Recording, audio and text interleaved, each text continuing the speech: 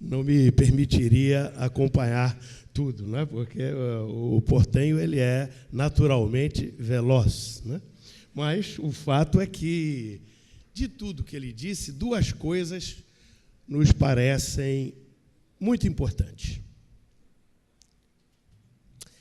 Primeiro de tudo, este passeio etimológico e semântico entre sofisticação e complexidade. Vejam bem, senhores, às vezes o que é complexo é também considerado sofisticado. E, às vezes, o que é sofisticado é também considerado complexo. Ele precisou de 3 dicionários para fazer um exame das origens etimológicas e semânticas dos 2 termos, dos quais eu percebi, salvo engano meu, o da Academia Real da Espanhola, que é um dicionário a que eu recorro também por ser de uma precisão incrível. Assim como o El País, hoje, para mim, é o melhor jornal do mundo, por razões difíceis de explicar, o fato é que esse dicionário da Real Academia também desponta com esta mesma natureza. Mas vejam bem, entre sofisticação e complexidade, fica como o marisco, né, entre a pedra e o mar, o interessado na arbitragem. É verdade, porque, vejam bem, aquele que vai procurar os serviços arbitrais, ele precisa entender o que está acontecendo. E, ao mergulhar neste campo semântico, do que seja sofisticado, do que seja complexo, ele acaba perdendo a confiança. Vou voltar atrás para dizer que o expositor se sentiu bem porque falava na sua própria língua. E isto é muito importante, porque o linguajar, o meio de comunicação, e, afinal de contas, o que é uma decisão se não um meio de comunicação? Esta linguagem, esta diferença entre o que seja meramente sofisticado, no bom sentido, porque vimos que espanhol é a mesma coisa, mesmíssima coisa. Há o conceito pejorativo do que seja sofisticado e há o conceito não tão pejorativo do que seja complexo. Complexo pode ser, para mim, profundo e ignorante, mas para o expositor pode ser que não seja. Como é que nós vamos encontrar o caminho comum para que aqueles que procuram a arbitragem, como aqueles que procuram qualquer tipo de julgamento, precisam entender o que está acontecendo? Vejam, senhores, que o cuidado com o linguajar, que o respeito às linguagens nos inclinam para a defesa dos nossos institutos.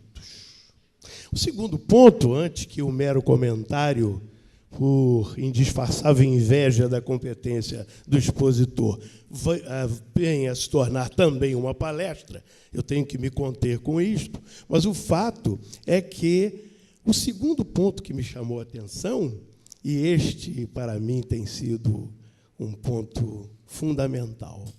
Vejam, senhores, que a lei brasileira ela não exige qualificação para o árbitro. O árbitro pode ser qualquer pessoa da confiança de quem os elege. Eu gosto da palavra eleger, né? A lei fala até em nomear. Não sei, o Pedro Batista vai ficar zangado comigo, mas eu achava melhor eleger. Bom, mas isso é outro problema. É um problema semântico. É um problema semântico. Mas o fato é que o árbitro, apesar de poder ser qualquer pessoa, senhores, por que nós não utilizamos a metodologia da nova lei de recuperações, que Sua Excelência, o senhor presidente, ressaltou, do Tribunal de Justiça, ressaltou aqui, quando fala sobre o administrador. Podem ver lá, acho que é artigo 21, qualquer coisa assim, está nessa margem. O fato é que o administrador há de ser preferencialmente, veja bem, não exclui ninguém, todo mundo pode ser administrador, mas preferencialmente ele há de ser advogado ou economista. O próprio artigo dá as opções. Eu tenho a impressão de que, para o nosso universo, o árbitro deveria ser uma pessoa versada em leis. Está bem que, como o expositor nos mostrou, que ele não seja um técnico de direito internacional, porque, às vezes, isso não adianta nada, como ele mesmo disse. Quando chega a hora de nós aplicarmos a arbitragem, no caso dos... Eu estou com a palavra aqui, vejam, os senhores, o que é como é que eu vou chamar isso? A minha dependência. Ele passou a falar espanhol e agora eu já não sei mais. Como é que... sei. Puxa vida, veio. Olha só, investidor, porque inversores, ele falou tanto inversores, eu não sabia mais como é em português. Bom, os investidores, nós temos aqui uma lei que é de 1982, se eu não me engano. Uma lei sobre ação civil pública de defesa do investidor. Quando eu disse isso numa determinada palestra, os senhores promotores públicos que estavam presentes, eles se quedaram, se disse assim, senhor? Se quedaram completamente aturdidos. Mas existe isso? Eles não sabiam que existia isso. Sabe quantas vezes ela foi usada durante o meu período de juiz, antes de ser desembargador? Nenhuma. Ou seja, os instrumentos estão postos à disposição das pessoas que querem fazer uso deles. Como o expositor disse, não adianta ser um luminar do direito internacional. É preciso que tenha um trato especial para saber como desenvolver. Eu já estou até, com a minha aposentadoria, como eu quero ser árbitro, eu já estou até promovendo, né, o determinado e arrogante leito da oportunidade. Mas eu confesso, pelo menos eu digo, o fato é que esses dois pontos me chamaram a atenção. O respeito à linguagem, o respeito ao idioma, o respeito à comunicação sincera, honesta, direta. E, para isso, o expositor regozijou-se porque ia falar na língua dele. Ótimo! Este fator psicológico nos encanta a todos, porque ele trouxe a sua verdade. E, em segundo lugar, entendo eu, e já fica aqui, não só a título de comentário, mas também a título de proposta, para que o árbitro não pode ser uma pessoa qualquer.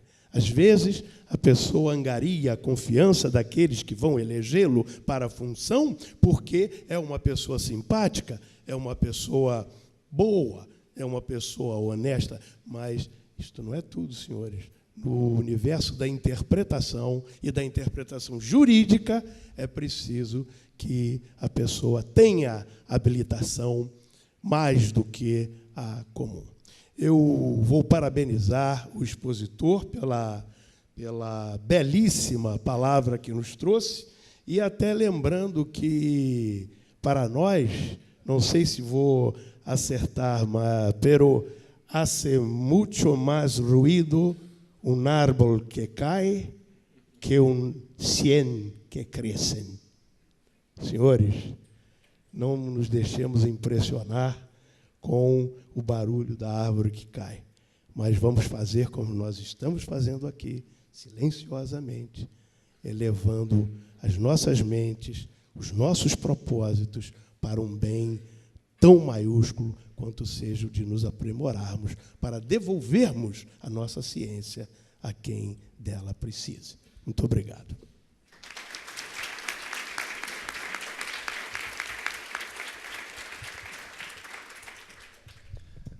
Agradeço ao desembargador Esteves Torres por essas últimas palavras encorajadoras e agradeço também muito ao Horácio